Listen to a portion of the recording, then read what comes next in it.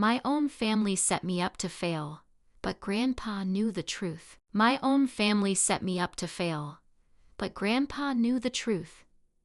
The mahogany conference table stretched before Margaret like a battlefield, polished to a gleaming sheen, reflecting the tension that hung in the air. On one side sat her parents and younger sister Claire, dressed in impeccable designer suits that exuded wealth and old money. Across from them, Margaret sat alone, clad in a modest black blazer she had bought from a discount store. Despite her simple attire, she held her head high, aware of the gravity of the situation. "Just sign the papers, Margaret," her father said, sliding a thick stack of legal documents across the table. His tone was firm, the kind he used when he expected no resistance. "It's for the best. Claire has the business degree. She knows how to run Grandfather's company." Margaret's eyes locked onto the top page of the stack. Inheritance transfer agreement. Those 3 words stared back at her, cold and clinical. 3 months ago, her grandfather had passed away, leaving behind not only a fortune, but also the controlling stake in Montgomery Technologies, 51% of the shares, to her, not Claire. The decision had shocked everyone, and since then, her family had done everything possible to convince her to relinquish control. "I earned my engineering degree while working full-time," Margaret reminded them quietly. "I understand our products better than anyone else here." Her mother waved a perfectly manicured hand dismissively. "Please, Margaret. Working as a waitress and taking online classes hardly compares to Claire's MBA from Harvard. Don't embarrass yourself." Claire smirked, adjusting her Cartier watch with a casual air of superiority. "Don't worry, sis. You can keep your job in R&D. Someone needs to do the grunt work." Margaret clenched her fists under the table, memories of years of belittlement flashing through her mind. Claire being sent to elite private schools while she attended public ones, family vacations she wasn't invited to because she was working, and the lack of financial support during her college years. But Grandfather had seen something in her that they never had. "You have the heart of an innovator, Margaret," he had told her during those final months of his life. They had spent countless hours discussing his vision for the company's future, a future driven by innovation, not just profit. "Claire sees dollar signs, you see possibilities. That's why I'm entrusting the company to you." Now, as her family pressed her to sign away her birthright, she touched the small key pendant hanging around her neck, her grandfather's last gift. It reminded her of his faith in her and the strength he believed she possessed. "What about the new CEO interview?" she asked. "Shouldn't we wait until that's complete?" "The board already approved Claire," her mother interrupted. "This is just a formality. Sign the papers, Margaret. Don't make this difficult." Margaret reached for the pen, her fingers trembling slightly. She saw the triumph in Claire's eyes, the smug certainty that she had already won. Then she remembered her grandfather's words. "When the time comes, trust your instincts. You're stronger than you know." "No," she said softly. Her father's face darkened. "Excuse me." "I said no." Margaret stood, gathering her courage. "I'm not signing anything. Grandfather chose me for a reason." Claire's perfectly painted lips curled into a sneer. "You really think you can run this company? You'll drive it into the ground within months. Face it, Margaret. You're not qualified. You're not good enough. You never have been." "That's enough," a commanding voice rang out from the doorway. Everyone turned to see James Morrison, the family's longtime attorney, entering with a distinguished-looking woman in an impeccable suit. "Everyone, I'd like to introduce Catherine Chen, CEO of Chen Tech Industries," and your grandfather's chosen mentor for the new CEO of Montgomery Technologies." Margaret's heart raced as Catherine Chen strode forward, her presence both commanding and reassuring. She extended a hand toward Margaret, smiling warmly. "Your grandfather told me so much about you. I've been reviewing your product development proposals. Brilliant work. I look forward to helping you take this company into the future." "This is absurd," her father sputtered. "She can't possibly." "Actually, she can," Morrison interrupted calmly. "Your father left very specific instructions, including this USB drive, which he asked me to play for everyone once the attempted forced inheritance transfer was complete."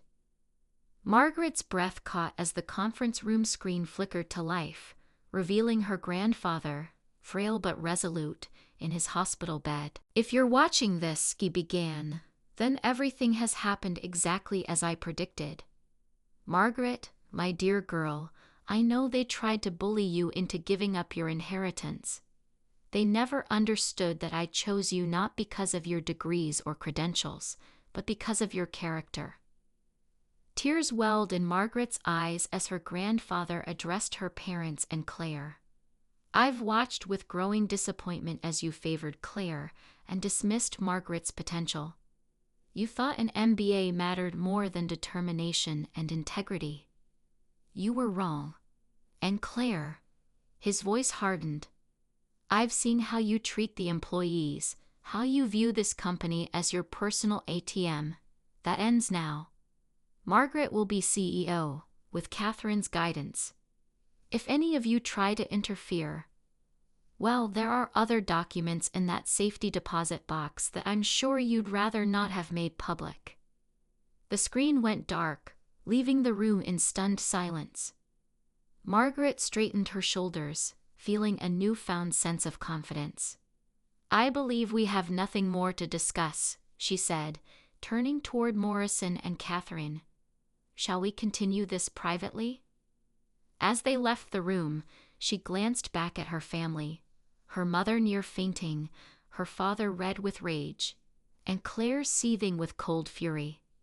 For the first time in years, Margaret felt nothing but relief. "This is just the beginning," Morrison said as they entered a private meeting room. "Your grandfather left you more than just the company." He opened his briefcase, revealing a stack of documents and a small key. "The key you're wearing unlocks a safety deposit box at First National Bank. Inside, you'll find decades of evidence, embezzlement, attempts to sell proprietary technology, and even proof that your parents tried to have your grandfather declared mentally incompetent." Margaret felt a surge of both anger and resolve. Her grandfather had trusted her with more than just a company. He had trusted her to right the wrongs and build a future based on integrity. The following day, Margaret found herself standing before the grand marble facade of First National Bank. She clutched the small key around her neck tightly, feeling a mix of anticipation and anxiety. Catherine Chen stood beside her, offering a quiet but reassuring presence. "Ready?" Catherine asked, her voice calm and steady.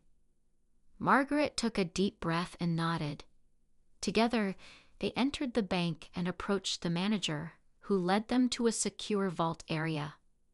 After signing several forms, Margaret inserted the key into the lock of a large safety deposit box. With a soft click, the lid lifted, revealing a neatly organized set of folders, a sealed envelope, and a small velvet pouch. Margaret picked up the envelope first. Her name was written on it in her grandfather's familiar handwriting.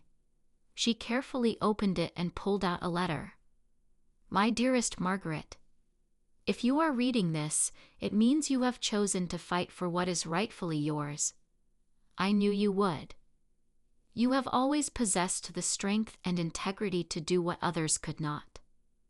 Inside this box, you will find everything you need to protect Montgomery Technologies from those who seek to exploit it for their own gain.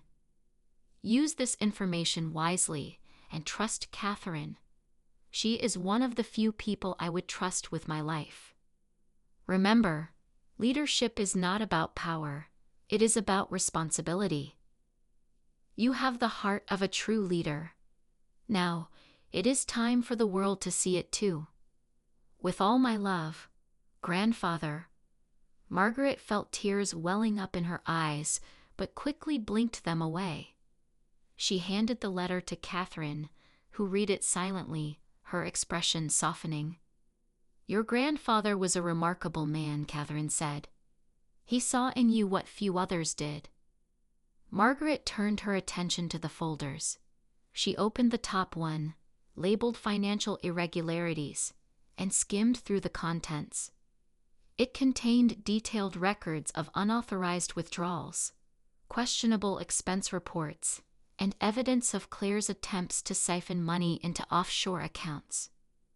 This is enough to have Claire removed from the board, Catherine said, a note of satisfaction in her voice. Margaret opened the next folder, which was labeled Patent Theft Attempts. Her hands trembled slightly as she read through emails and contracts indicating that her father had tried to sell proprietary technology to a rival company. We have to act quickly, Catherine said. If this information gets into the wrong hands, it could damage the company's reputation. Margaret nodded, determination hardening her features. We need a plan. Back at Montgomery Technologies, Margaret called an emergency board meeting. The boardroom buzzed with tension as the members filed in, curious about the sudden summons. Claire, her father and mother arrived last, their expressions a mix of annoyance and suspicion. Claire took her usual seat, crossing her arms and fixing Margaret with a disdainful glare. What's this about, Margaret? Claire asked, her tone dripping with condescension. Some new amateurish idea you want to pitch. Margaret ignored the jab and stood at the head of the table. Thank you all for coming on such short notice. I've called this meeting to address some critical issues regarding the future of Montgomery Technologies. She glanced at Catherine, who nodded subtly. Taking a deep breath, Margaret continued, over the past few months, I've uncovered significant financial discrepancies and unethical practices within the company. I have evidence that certain members of this board have been involved in embezzlement and attempts to sell proprietary technology. A murmur rippled through the room. Claire's smug expression faltered, replaced by a flicker of uncertainty. This is outrageous, her father bellowed. You can't make such accusations without proof. Margaret calmly placed the folders on the table. These documents contain all the proof we need.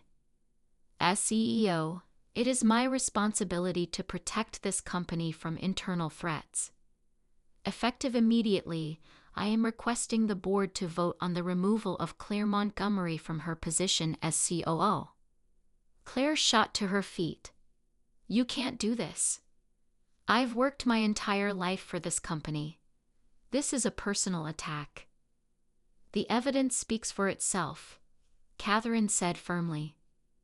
If you wish to contest it, you are free to do so in court. However, I doubt you would want this information to become public. The board members exchanged uneasy glances. After a tense silence, one of the senior members cleared his throat. I second Margaret's motion. All in favor. Hands slowly rose around the table. Claire's face turned pale as the realization set in, she had lost. The motion is passed, the senior member declared. Claire Montgomery is hereby removed from her position as Chief Operating Officer. Margaret felt a wave of relief wash over her, but she knew this was only the beginning. There was still much work to be done to restore trust and steer the company toward a brighter future. In the weeks that followed, Margaret threw herself into her new role. With Catherine's mentorship, she restructured key departments, introduced new ethical guidelines, and launched an initiative to foster innovation within the company.